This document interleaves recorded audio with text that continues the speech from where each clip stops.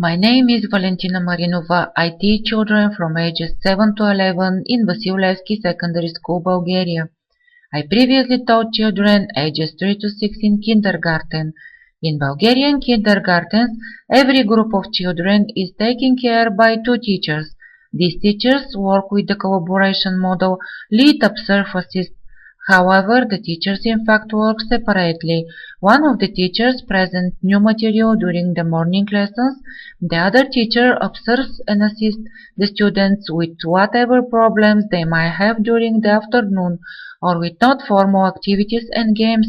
In this context, it's difficult for the teacher to firstly watch over a group of 20 to 25 children during the lesson and consider their learning tempo and assist them when they are experiencing difficulties. And secondly, passed on the exact information to her colleague about pupils that have not learned the material or have had problems with it. In working with colleagues on eTwinning and Erasmus Plus projects, I have experienced a different type of teacher collaboration and organization of the school day. Together with my colleagues, we decided that it would be wonderful to support and work with each other by using new methods for classroom organization and by changing the traditional model used in our kindergarten. We changed our collaboration model from lead, observe, assist to teach and reteach, simultaneous and supplemental teaching. We became a good team and achieved great results. As a result, our relationship with the children changed. They became more united, started organizing games on their own, and help each other. Since last year, I have been working in a school with pupils of 8 to 9 years old. Here, just like in kindergarten, my role as a teacher is not limited to the responsibilities of teaching, managing pupils' behavior, and grading their work. Observing the relationships between the pupils, I discovered that their lack of knowledge and skills make them seek a role model figure. They look at everything I'm doing and often rely on it. For them, I am undisputed authority and I occupy a central place in the pupil's inner collective, especially when the conflicts arise in the group.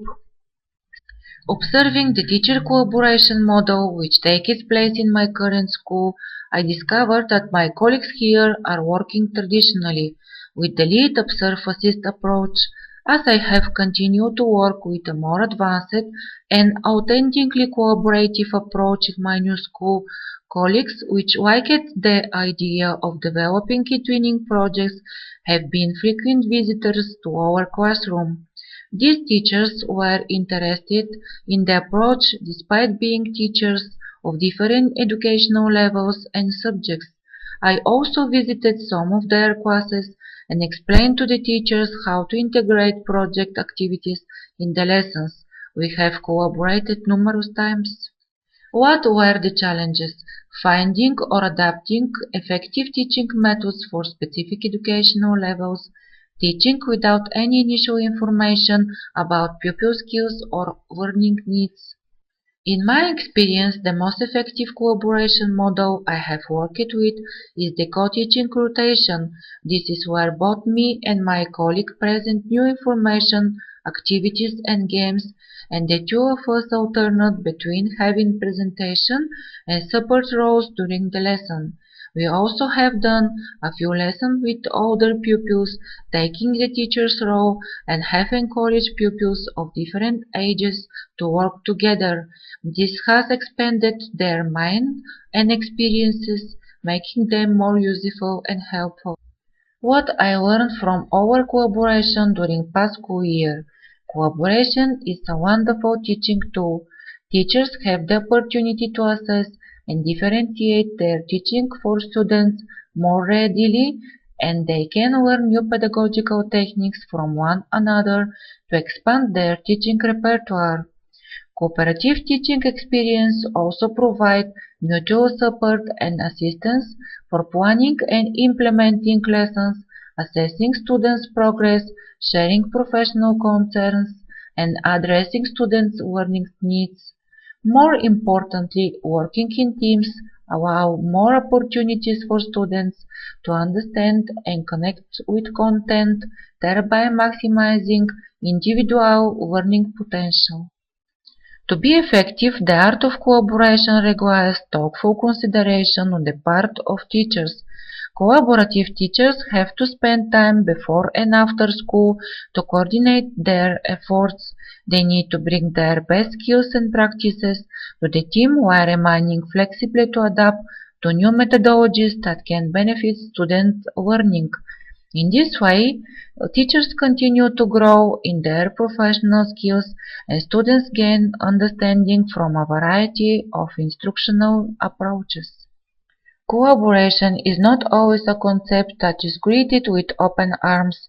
Educators who have had success working in isolation may view this process as an invasion of their pedagogy and a waste of time. I would like to ask the experts and my peers on the course how we might convince such colleagues of the importance of teacher collaboration.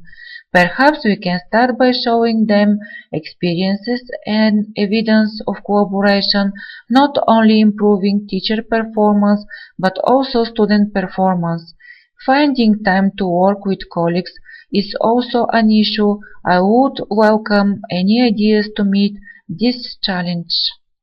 I would say that successful teacher collaboration begins with finding time to connect with colleagues, remaining open, sharing thoughts, and being ready to provide support.